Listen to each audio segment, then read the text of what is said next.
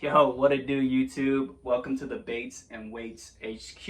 My name is Travis. My channel is all about bait making and fishing. If that fancies your pickle, go ahead and like this video. Definitely consider subscribing to the channel so you can see more videos just like this one. I got a pretty good one for you guys today. I'm gonna show you exactly how to make soft plastic fishing baits from start to finish. I'll show you all the equipment you're gonna need and how to produce some pretty badass baits. Now, I'm no expert myself, but I've definitely learned a lot since the first time I started making baits 2 years ago, and I just want to share some information and hopefully you can take something away from it. Now let's go ahead and get over to the workstation so I can show you the equipment first, and then we'll go ahead and make some pretty badass baits.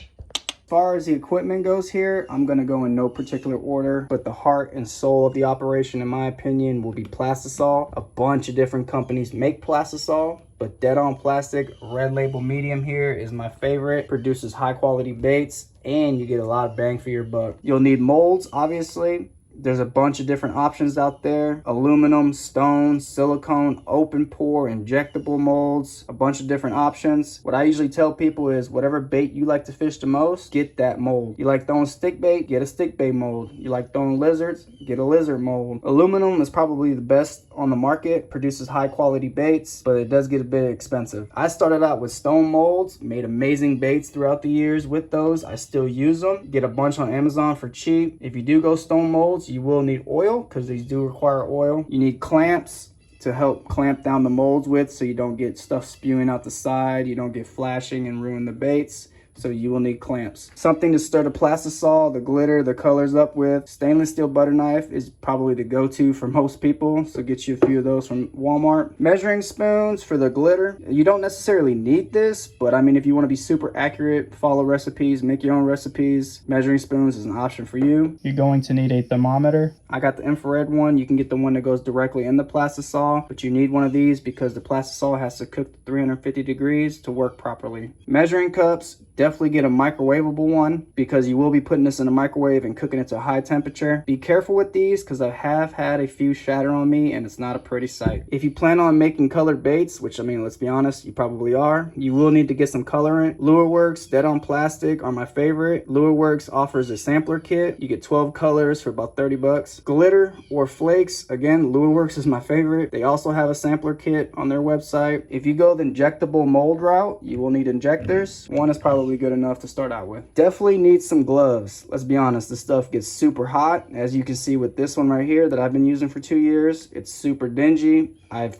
spilled Plastisol on them, colors on them.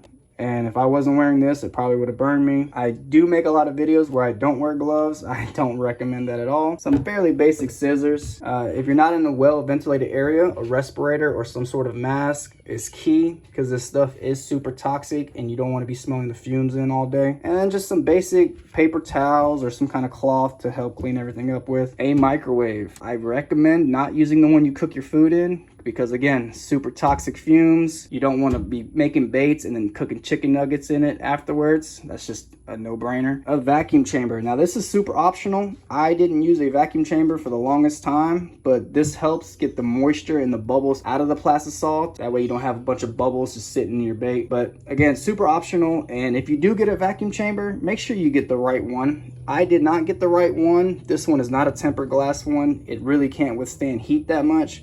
So I don't know if you can see, but I got a bunch of cracks and whatnot on the lid. So if you go with the vacuum chamber, make sure it's a tempered glass one. You'll definitely need some baking sheets so you can let the baits cool on. Because rule of thumb is you want to let them sit for 24 hours before you bag them up. Or you can get some kind of hanging mechanism where you can just hang the baits, let them cool off that way. That way they don't warp, bend, and just create chaos. Now we're ready to make the baits with the Plastisol. You always want to make sure to shake it up really good and then just pour it up. Not sure if you can see that or not, but there's a bunch of bubbles in there. I'm gonna throw this in the vacuum chamber and before we cook it to help try to get some of that moisture out, some of those bubbles out. So using the vacuum chamber is super easy. Just throw that in there, throw the lid on top, make sure the air valve is closed, open this up, flip the switch. Now we just wait till temp gauge is all the way to 30 and let's see how many bubbles and stuff come out of her.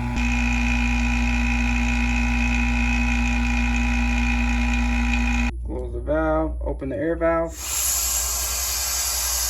throw it in the microwave. The way I like to do it is I'll cook this, the initial run, for 2 minutes and 30 seconds. and then I'll take it out, stir it up a little bit, and then throw it in there until it reaches 350 degrees. And while that's cooking, let's go ahead and prep the stone mold. If you do go that route, all you need is 1 or 2 drops in each cavity. Nice little brush. Just brush it down evenly. That way you don't have excess and ruins the bait that way. And that's it for the stone mold. Now with the aluminum molds, you really don't need any prep work, but if you wanted to, you can warm these up a little bit. But other than that, you really don't need anything else for the aluminum mold. After the first initial 2 minutes and 30 seconds, I put it in for minute intervals until I get it to 350 degrees, because you definitely don't want to overcook this and burn it. I should be wearing gloves. Got my glove. And then for the color, always want to shake it up. Thought you shook it up enough, shake it up a little bit more. I'm gonna go in with 7 drops. Because remember, you can always add more, but you can't take away. Stir it up. I'm gonna add 2 more drops. Stir that up. And we got a nice puke green.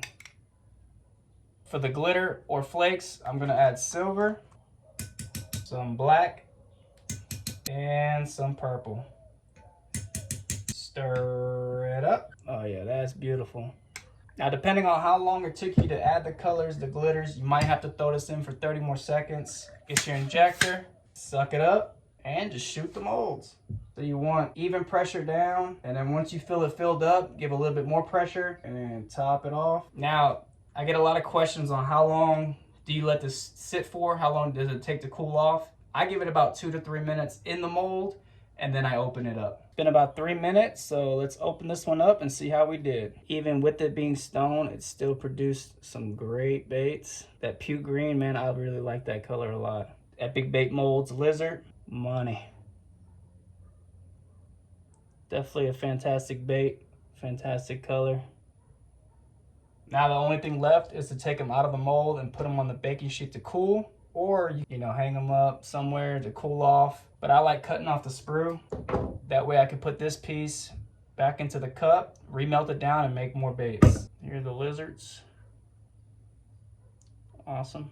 That's it. Now you let this sit for about 48 hours, and then you can bag them up and they're good to go. And there you have it. It's as simple as that. Pretty straightforward. Now remember, you don't have to get all the colors, all the glitters, all the flakes at one time. Definitely start off small and gradually build up to getting more colors. But the good thing about bait making is you can add more color to it. You can make it less transparent. Whatever you want to do, make it your own. That's the beauty of bait making, man. You can create something out of nothing. But anyways, I hope this was informative. I hope you learned something. Definitely took something away from it. But again, thank you so much for watching this video. If you made it all the way through, I salute you. I appreciate you. Make sure y'all like this video. If you enjoyed this video, consider subscribing so you can see more videos just like this. Thank you guys so much. And until the next one, peace.